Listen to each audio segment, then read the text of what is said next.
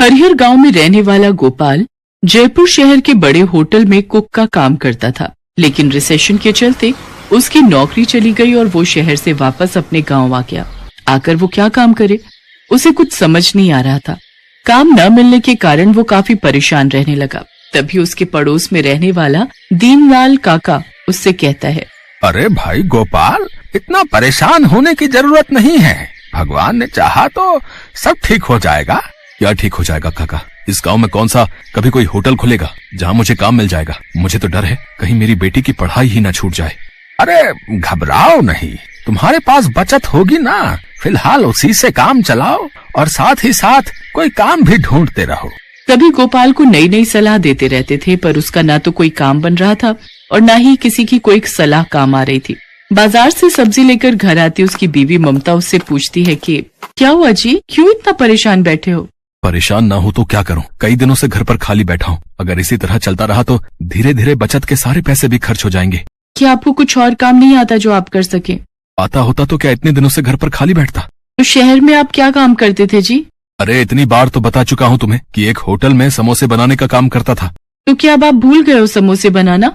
अरे तुम पागल हो गई हो क्या? इतने सालों से सीखा हुआ काम भी कोई भूलता है क्या? तो फिर आप वही क्यों नहीं बना लेते? अरे बॉडम औरत, क्या बनाऊं? समोसे और क्या।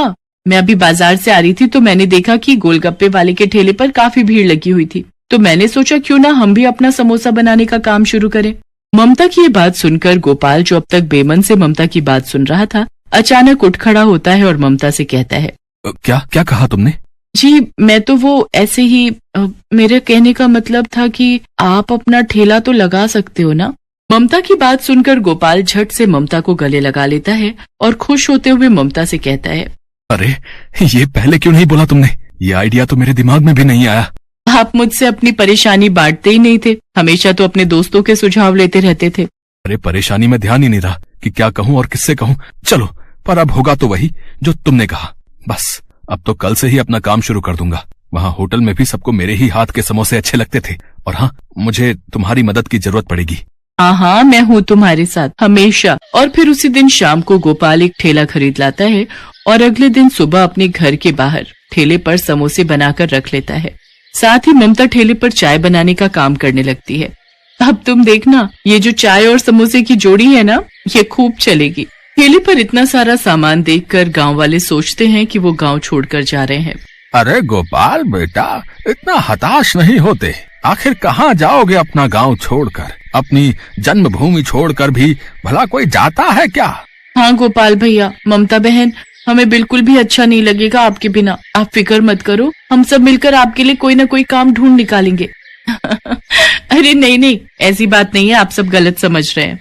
क्या गलत समझ रहे हैं? ठेले पर इतना सारा सामान लेकर खड़े हो तुम लोग, हैं? आखिर माजरा क्या है? अरे सुनिए तो आप सब, ये देखिए, ये है कढ़ाई और इसमें है समोसे और साथ में बन रही है गरम गरम चाय। हाँ, पर है तो सब रसोई का सामान ही ना।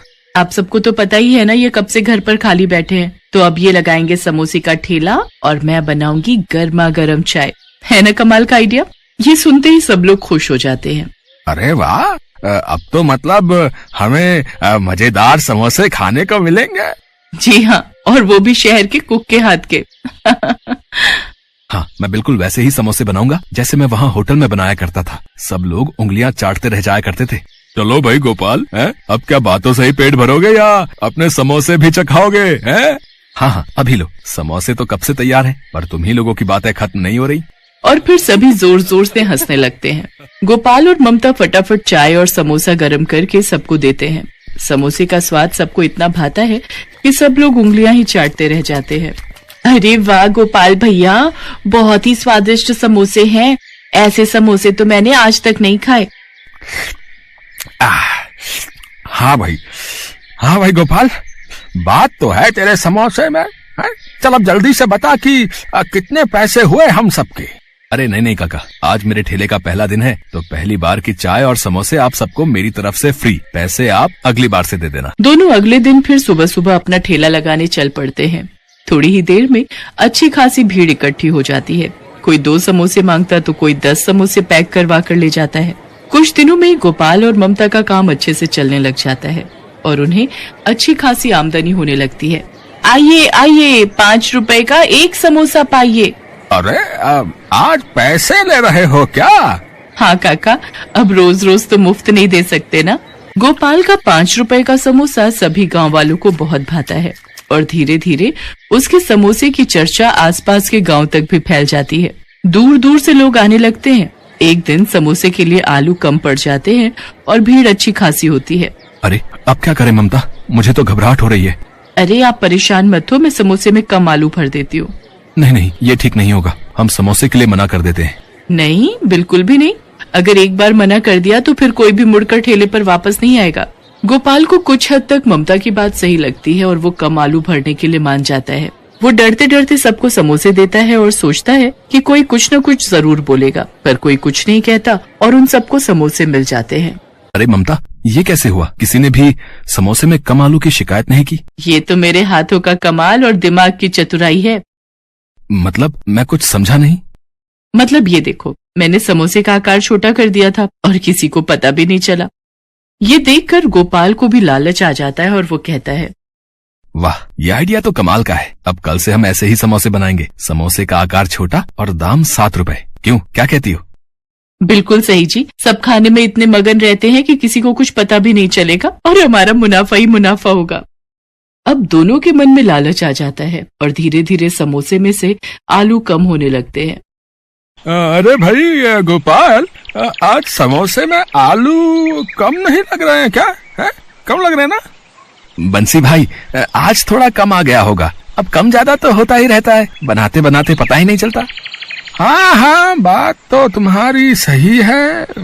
और इसी तरह उनका व्यापार बढ़ने लगता है। और अगर किसी दिन कोई छोटे और कम आलू वाले समोसे की शिकायत करता भी, तो अगले दिन उसे बड़ा और ज्यादा आलू वाला समोसा दिया जाता, जिससे कोई कुछ न बोले।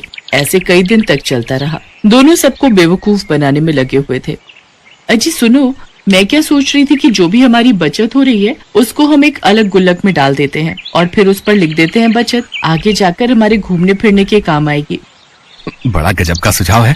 मुनाफा का मुनाफा और बचत की बचत, और तो और किसी को कुछ पता भी नहीं चल रहा है। अब आप देखते जाइए, कल से हमारा और सामान बचेगा। पर वो कैसे? अब क्या चल रहा है तुम्हारे दिमाग में? कल से समोसे के लिए आटा सिर्फ मैदे का ही नहीं होगा, बल्कि उसमें हल्के किस्म का आटा और थोड़ी सूजी भी मिला देंगे। साथ ही उसमें भरने के लिए आलू कम और दूसरी चीजें ज्यादा होंगी। अरे नहीं नहीं, ये ठीक नहीं होगा। अगर किसी को पता चल गया तो? क्या आज तक तुम्हें कुछ पता चला कि मैं आटे में बहुत कुछ मिला रही हूँ? अरे मोरी मैया, क्या सच में तुम ऐसा कर रही थी? हाँ बिल्कुल।